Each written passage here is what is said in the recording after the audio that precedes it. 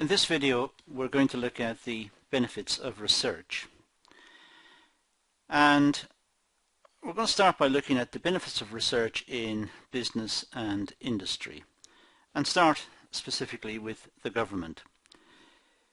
Government policy and government action is normally based on research. Governments by and large do not simply improvise. They don't make snap decisions. Policy is normally based on a lot of research and a lot of discussion and a lot of debate. So research is important for the government. The government needs to know what are the likely factors in undertaking a particular project. What are the issues? And looking at the costs and the benefits and what could go wrong and the contingencies. So by and large, governments are big users of research. Research sheds light on operational planning problems of a business and industry. The business and industry like to have some idea of what they're facing, even though they're looking at the future, and the future is what one great economist, Friedrich von Hayek, once called the future is unknowable, his words. Despite that, business commissions research to try and get some sort of feeling as to what is likely to happen.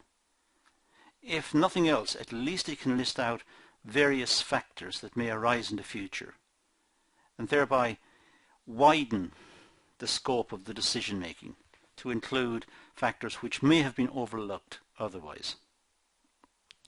So it helps decision making, and that's an important part of research. Research with regard to demand and market forces has great utility in business. Trying to estimate demand and the market forces that the business confronts is a big issue. It's a big issue for the business. They want to know what's the likely demand in the future. How sensitive is the demand for their product to changes in their price? How should they deal with increasing costs of raw materials, or increasing labor costs, or energy costs? Should they try to absorb the costs or pass it on to the customer? And if they do pass it on, what's likely to happen in the market? And to get some sort of feeling for that, they require research. Of course, also the fact that research takes place means that they're giving some insight into the various influences in the market. Perhaps, as I said earlier, influences that would otherwise have been overlooked. Now, this means that budgeting can be conducted with more reliability, with more confidence, because more factors can be taken into account in designing the budgets. And in this way, should particular circumstances arise in the future, perhaps there's a contingency that would not otherwise have been in place. So budgeting is facilitated by research, and that's important. Market analysis, well, it's not just calculating quantitative figures related to demand or prices or the logistics of getting the product to market and so on. Market analysis could include customers' perceptions of the product and their expectations in terms of innovation and the customer requirements, the customer needs. And this could be fed back into the marketing department for proper analysis and consideration. So a market analysis can be conducted by research, trying to get a feeling for what the customers want, what they would like to see, the price they would like to pay, the product they would like to get, and so on. So there's much more feeling for it. And also, it can shed light on what the competitors are doing as well, and where the competitors are positioning themselves. Demand estimation is a complicated area. It's dealt with often in textbooks as a fairly obscure mathematical problem. It involves fairly sophisticated or even downright sophisticated statistical techniques.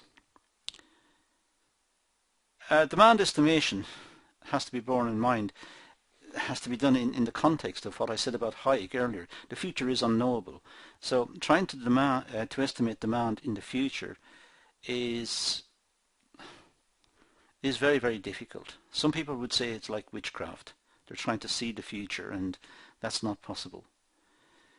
But the customer in this case, the commissioning person, the business who is commissioning the research, they would like to have some insight into the likely determinants of market demand. Is it the price that's most important? How effective have their marketing campaigns been? How effective is advertising? Is it money well spent? What about distribution and outlets, and how is it seen in the marketplace, and how does it rate against competitors' products? And so that there is a feeling for how well the product is doing, and based on that they can make some estimate about future demand.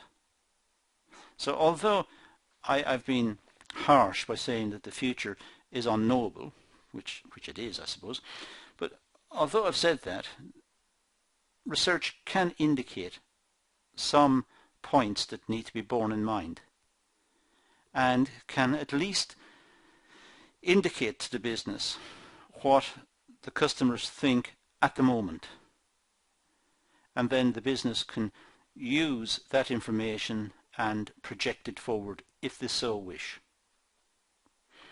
But demand estimation is a problem.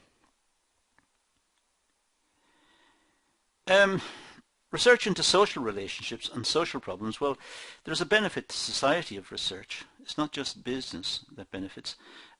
We like to know what's happening in society in total. What are the expectations of the citizens, of the people living in the society, and how is society restructuring and changing as time passes? And what sort of social issues are arising? And also, research is used by academics and by the professions. Research tests theories to give us insights into business, social and the natural worlds. And some of the research is what we call fundamental research. It's research for research's sake. It's determining relationships in physics or in biology or in mathematics, or that are not usable at this moment, but may be usable in the future, at some time in the future. But at this moment they are working out relationships that seem to be just to add to our stock of knowledge. And as a species we like that. We like the idea of having an increasing knowledge base. We know more, and that's a good thing. Research may lead to more innovation and higher rates of economic growth. So research can be applied. Sometimes discoveries in fundamental research may be translated into applications, which gives us new products. It could be non-stick kitchenware, or it could be new television sets, or new computing facilities, or new cars, new ways of communicating. So the fundamental research, the basic research, has enabled us to get new products, and that's a good thing.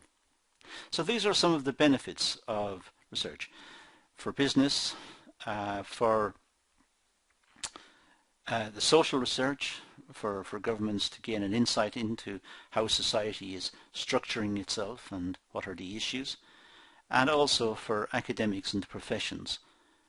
Some of the research may be fundamental, just looking at knowledge for knowledge's sake, but may be used perhaps in applied research further along the line in years to come, may be picked out and have some application that we can't see at the moment.